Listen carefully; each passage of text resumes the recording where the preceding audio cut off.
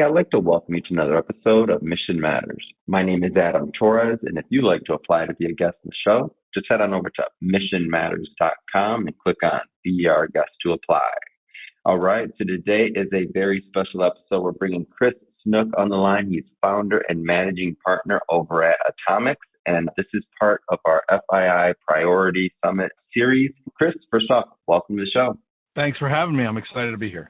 All right, Chris. So first thing first, this year was my first time attending in Miami the FII Priority 2025. And I'll tell you, my mind was blown. It was such an experience. I met so many great people, and it led to me doing this series on just individuals that attended the summit. And really, there were so many conversations that I was like, I should be recording this. I was like, man, I got to do a series on this conference. So hence how we met and how we came together. I'm just curious to get it kicked off. Have you been to FII Priority before, or what's your connection there?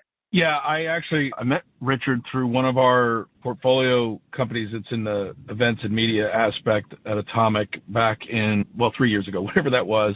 And it was the first, I met him actually through a couple of his team members during New York Fashion Week. And it was the first time that they had brought FII to Miami was 3 years ago. Obviously, they'd been doing it Riyadh for the last 8 years. So I was familiar with it from afar, had never been to either one of the conferences, but we ended up getting involved in a project together. And then I got invited to the first FII Priority in Miami 3 years ago. So I've kind of had the privilege and unique perspective of seeing it as it's grown from the last 3 years. I believe the first year that it was in Miami, maybe there was 300 people at it, obviously very curated, but it was about 300 people. I think last year, doubled that, somewhere around there. And then this year was whatever it was, but it was, I think, about 800 to, 1,000. I'm not quite sure, but it was obviously bigger this year, and having a president come and all those other things obviously brought probably more attention and involvement to it than any of the other prior years. But it's been phenomenal all 3 years. And from a networking standpoint, from a insights and perspective standpoint, and it's just been fascinating to kind of watch their, I think, organic and also earned growth. It's been very interesting. What do you think makes this conference so special? What do you think makes it different or unique? I think timing has a lot to do with it. I think the focus that PIF and Richard have put into why FII Priority needs to exist is also a big asset. I mean, again, as an outside looking in, I think anytime that there is a narrative in the market that may be incomplete or may be polarizing, and you could look at Saudi and the U.S. as one of those narratives, right, regardless of your political bend or the nuances that you agree or disagree with. When it comes to global economic development and a platform for kind of what's next and who's emerging, I think timing has a lot to do with it. And then obviously competence. I mean, Richard, Adius and Associates and their team and their entire leadership and everybody, I don't want to leave anybody out, has been doing what they've been doing for decades. And I think when they merged and got acquired by PIF several years ago, and then they had this vision for what FII could become, it also mapped to Saudi's vision of the new Saudi and Vision 2030. And so they needed a platform to kind of tell their story, because otherwise the story was just going to be rinse and repeat of what you thought of the old Saudi. And so I think there's just a deep focus on it. And I think there's a real focus on the humanity of it, not just the business side of it. And I mean, obviously all the things you'd expect, like the networking's great. The people that are there are, at the top of the food chain. But I think there's a diversity there that is unique, and it's been embedded from again, I've had 3 years of experience there, so I can only speak to my own experience. But I think there's a tremendous amount of organic and embedded diversity in there that other people, including a lot of the recent mandates that obviously didn't work, gave lip service to. But with FII, I think it's just embedded. And when you kind of take the juxtaposition of female leadership or diverse leadership, and then you put that over what people might think of Saudi, it doesn't really fit your picture right away until you're in it. And similarly, Miami's a cool spot, right? And it's got its own brand, and some of that brand resonates with certain people and some of it turns other people off. But at the end of the day, I think there's this hunger, there's this ambition of both of these geographies. Miami and Florida being one, and Saudi, Riyadh, Neom, all the, not leaving anything out, Jeddah, all the different things, right? There's this kind of shared ambition on a future that is unfolding rapidly, but their place in it and kind of a leveling of the playing field. And so I think you have a blend of the anti-establishment status quo, but at the same time, obviously, there's still a very establishment kind of audience in it. And so it's just an interesting dynamic, meaning like it's certainly not grassroots. And at the same time, right? I mean, like you wouldn't call it grassroots. And at the same time, there's also this kind of meritocracy or inclusive version of new bodies at the table. And so I think right now it's kind of at a teenage stage or whatever you want to call it, where it's purer than some of the other platforms that would have similar levels of power attending it. And so they've done a good job kind of nurturing that and I think keeping it unique in that way. But I think timing and also intent has a lot to do with it. And so it's just unique as it relates to events of similar ilk. Yeah. Well, let's switch it up a bit, Chris. Let's get into your work over at Atomics. Maybe start off by telling us a little bit more about the company and what you do. Sure. So we are a boutique alternative asset management firm and a venture studio hybrid. So we have a couple different divisions, but essentially at the end of the day, our mission and our thesis is built around the fact that humans are not going to stop being humans, but increasingly we are going to be immersed with and eventually converged with these exponential technologies that we read about all the time. And so we have taken our 25 years and my 25 years kind of in the entrepreneurship, early stage investing realm, and we've blended that with a business that essentially now acquires and bets on human brands, human businesses that are lower technology, meaning like they may not be known for technology, but what they have is they have loyal, stable customer bases.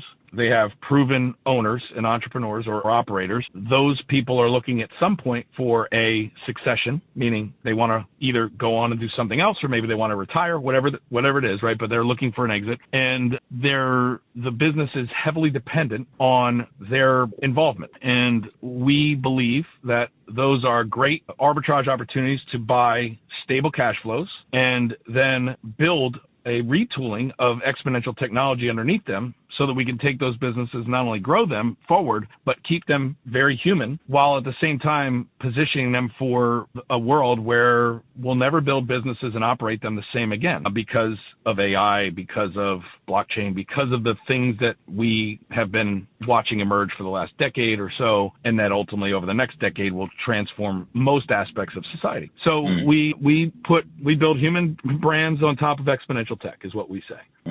Talk a little bit more about AI. I mean, some people talk about being in maybe some type of bubble or something. Like, what are your views on that? Well, I think there's the price of an asset, and then there's the value of the underlying fundamentals. And those things oftentimes aren't the same. So sometimes the price is higher, right? And then it's actually worth, right? And the fundamental value has to catch up. Sometimes the price is way less because people don't understand the fundamental value yet. And sometimes those things fluctuate violently, like we're seeing, in the first quarter of 2025. And sometimes they just sit for a while that way, right? For years that way. And you could argue Bitcoin is that way, right? So if I talk about Bitcoin, for example, you've got people that still don't know what it is, still don't think it's real. That's the majority. That's 99% of the world. But those who have spent more than 1,000 hours looking at it, maybe owning it, maybe sending a little to each other, whatever, right? They're almost like religious about it, because they understand the problem that it solves and they understand the freedom. And like there's a thing that happens to you when you start to use a thing, but the friction to start using a thing is so high that the reality of the world doesn't really get it yet. And so all they can focus on is the price. And when they look at the price, they're looking at the price denominated in dollars or euros or whatever their local currency is. And that price is volatile, right? And so when you say something like, well, 1 BTC equals 1 BTC, they don't know what you're talking about, because they're going, well, no, it's 84,000 or it's 109,000 or it's, right, it dropped 30% overnight. And you're like, well, in what terms? So the fundamentals are a bet against digital collateral and digital money being something valued in society as we look forward over the next 50 to 100 years. And if you look at the fundamentals, you go, well, this is inevitable. This is unique.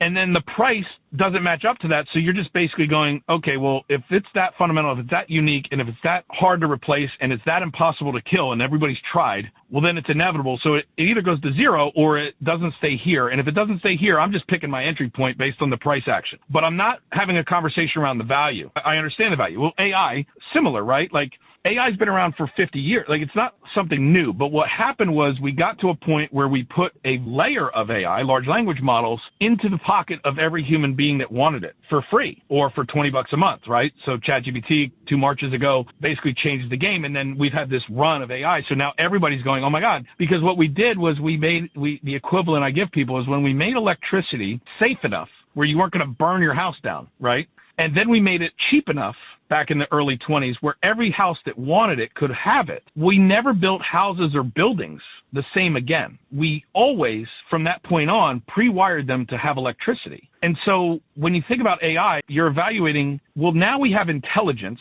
that's artificial, that's available to be harnessed and flow through any organization, small or large, whether it be a family, whether it be a teenager in high school, or whether it be a Fortune 100 company or anything in between. We've now democratized electricity, right? When it comes to intelligence, we've now made it possible to have in your building, in your life, in your business. So we're at the phase now where we're still talking about AI, because if we're not talking about it, we don't seem relevant. But at the end of the day, are we in a bubble? It depends on what your horizon of time is. If you think that every SaaS tool that has AI in it is going to go to $1 billion valuation, then yes, you're in a bubble and you're probably going to lose all your money. If you think about it through the lens of this is the new electricity, we're never going to build houses the same way. Like, no one goes to a building and expects to see a sign out front that says we have electricity. That's a given. And I'm of the belief, and the thesis I have is human beings are not going to walk into a business and ask if they use AI. They're not going to do that now. They're not going to do it in 5 years. So talking about the fact that you're going to use AI is a short-term shareholder value pump to stay relevant and not look like you're falling behind. But implementing it is a whole different thing. And implementing it so that you don't have to rip out the wall every time you put it into a new division of your business is the strategy and the architecture that is happening now and that is being debated now and that is being implemented now by organizations large and small. But at the end of the day, what we're really looking at is we're looking at the development of power stations, just like we did with the electricity, or if you want to use the railroad, we're building railroads. At some point, there'll be a consolidation because you don't need 15 railroads to cross the country, right? So there'll be and you don't need 50 different brands owning power stations. The infrastructure is expensive. The infrastructure is necessary, and it's being built. So you have the Stargate thing on one side, you have the XAI and the NVIDIA thing that just got announced this week on the other side, and those things are infrastructure, and they're very important, and they're indicative of the inevitability of this future continuing to grow. So you would argue we're not in a bubble, right? We're just in the early phase of a massive shift in how energy costs will move, how infrastructure will play out, and then ultimately where that connects into every other piece of society is TBD. And who are those connection points going to be? But again, I'm of the belief that you will never build a business again, just like you'll never build a building without wiring. You'll never build a business again that isn't built from the ground up with how it's going to move the intelligence through it in a way that is safe, secure, and proprietary so that it can deliver a customer experience that is seamless without having to tell your customer they need to become interested in AI, because that will never work. And that's the phase we're in now, and people are trying to figure it out. And if you're trying to figure out that in a company that was built in the last 20 years and that has boomed in the last 20 years, built around SaaS, then you have to think about a world where humans will still be doing a lot of decisions over the next 3 to 5 years. They'll be in the loop for hopefully the next decade. At some point, maybe they won't be, but at least for the next 5 to 10, humans are still going to be in the control seat, right? Augmented by all these different agents. But at the end of the day, a lot of purchasing is going to happen bot to bot. It already is. Back in 2020, Gartner had a stat, I think it was 6.7 billion was done in GDP bot to bot. That was in 2020. That was before the AI, unlock of ChatGPT and all the last 2 years, right? So if that's the case, then we have to start to think about, well, what's going to change in the way that these existing businesses that dominate right now work? Well, if the average company has a couple hundred technology integrations, and they're not a technology company, and the small business has 30 to 40 SaaSes, between their accounting and their QuickBooks and their social, like if the smallest business has several dozen technology integrations and that are all SaaS and they're paying for these things, well, that's because humans buy in bulk because they go, I need that one feature for my CRM. It does 95 other things, but I don't really know or have the time to learn those, but I really need email or I really need this.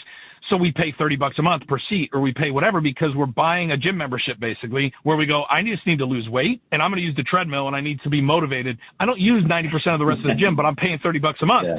Well, that's how humans buy everything. So that's how SaaS is built. Agentic AIs are going to not do that. We don't know exactly how they're going to buy. What we know is they're not going to buy in bulk, because they're going to buy micropayments of the feature they care about, and that's it.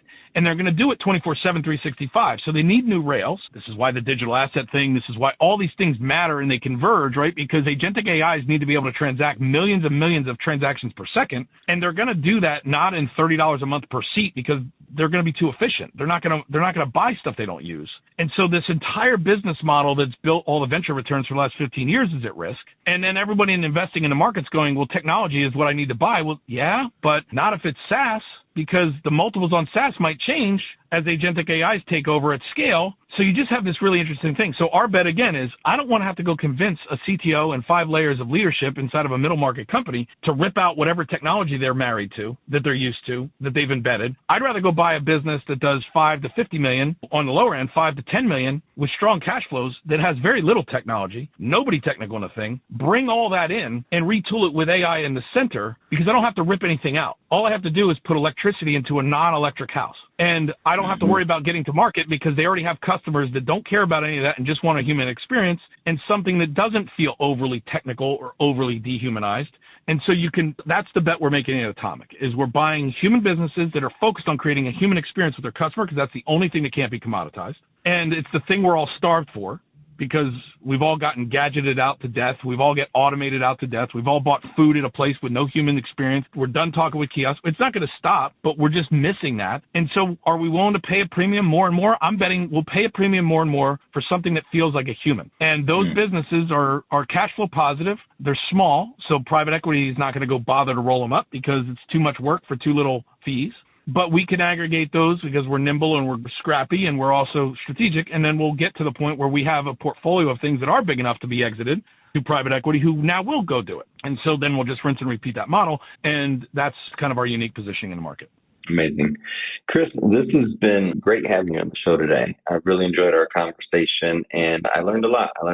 Some new perspectives on AI, and really looking at it from a macro view. And I love your analogy about, would you buy a house that does it have to have a sign outside that says that this has electricity? like it makes total sense what you're saying. Well, again, I don't want to pick.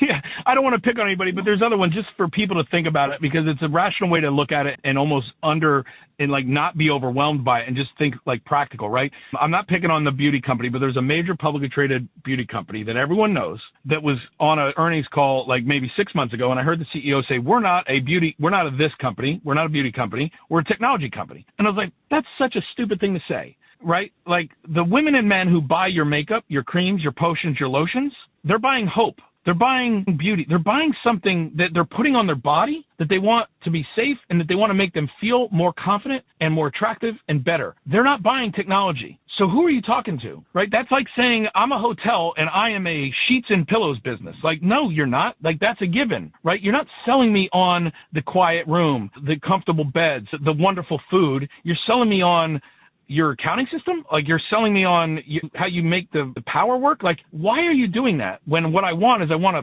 beautiful, comfortable place to stay for a price I can justify?